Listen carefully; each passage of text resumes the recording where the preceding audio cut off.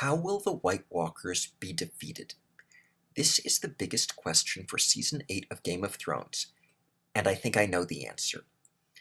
In Season 7, Jon Snow kills a White Walker north of the Wall, and what happens? All but one of the Whites, the zombie minions around him, drop dead. We're told this is because when you kill a White Walker, you also kill everyone that White Walker created. And then we're told that the Night King created all of them, so if you kill him, you kill them all. I think there's only one reason for the show to give us that information. It's because the humans are going to have to kill the Night King after his dead army wins the battles.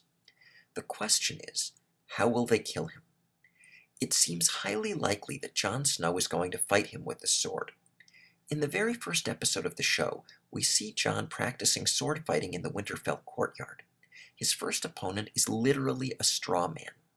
Then Jon's sword-fighting opponents get progressively tougher throughout the 7 seasons, starting with untrained Night's Watch recruits and ending with White Walkers. I'd be willing to bet that this is all building toward a sword fight between Jon and the Night King. But it's too obvious and uninteresting for Jon to simply beat the Night King in a sword fight. That can't be the answer. Instead, the ending needs a twist, and the show has already given us the clues to figure out what the twist will be. Remember the flashback when a young Ned Stark fights the Sword of the Morning outside the Tower of Joy? The Sword of the Morning fights with 2 swords, and he defeats Ned and is about to kill him. But then he gets stabbed in the back by Ned's friend Howland Reed, and Ned finishes him off. We see exactly the same thing happen when Jon Snow fights Carl Tanner, the Night's Watch mutineer who killed Craster and then took over Craster's keep. Carl Tanner fights with 2 swords, and he wins the fight and is about to kill Jon.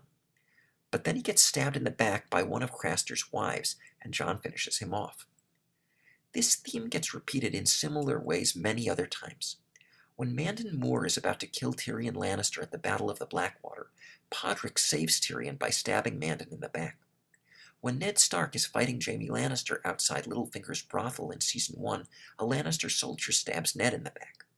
When Nymeria Sand is about to fight Trystane Martell on a boat at the beginning of Season 6, her sister Obara Sand stabs Trystane in the back. How many times does this have to happen for us to take the hint?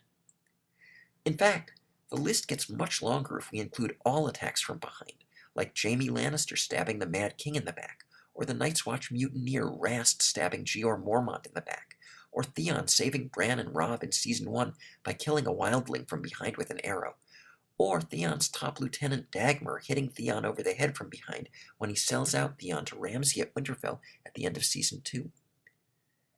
Here's what I think this all means. When Jon fights the Night King, Jon will lose the fight, but someone will stab the Night King in the back. And here comes the most important point. When the Night King gets stabbed in the back, it will be a figurative backstabbing, meaning a betrayal, as well as a literal backstabbing. Betrayal is obviously one of the biggest themes in Game of Thrones. There's Littlefinger betraying Ned Stark, there's the Red Wedding, there's Jaime betraying the Mad King, there's the Night's Watch betraying Jon Snow, there's Ramsay Bolton betraying his father Roose, and too many other examples to name. It fits the story for the Night King to get betrayed too. Remember, the Night King's army consists of people he's killed and then raised as his soldiers. In Season 8, he'll be taking people who fight against him and turning them to his side. His undoing will be when the same thing happens to him. Someone on the Night King's side will turn against him. And if the Night King gets betrayed, that means his betrayer, whoever stabs him in the back, was supposed to be loyal to him.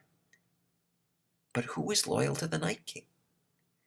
The ideal answer would be a major character who had been turned into a White Walker. Let's pause here for a second.